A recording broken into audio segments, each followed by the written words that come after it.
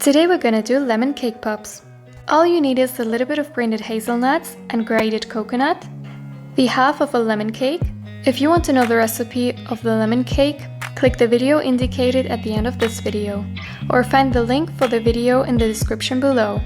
Furthermore, you need a little bit of chocolate and about 3 tablespoons of natural yogurt, a little bit of honey and cake pop sticks. First melt the chocolate and prepare the cake pop dough in this time.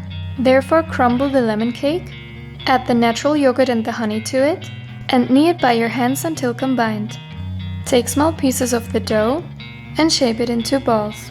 In the meantime, the chocolate should be melted. Prepare then on one plate the cake pop balls, the melted chocolate, and on the other plate the decorations. Use then a cake pop stick, dip it into the melted chocolate and put it into a cake pop ball. Cover the cake pop then with chocolate, decorate it. Repeat the process until all cake pops are finished. Put them then into the fridge to harden them faster. Enjoy then your cake pops.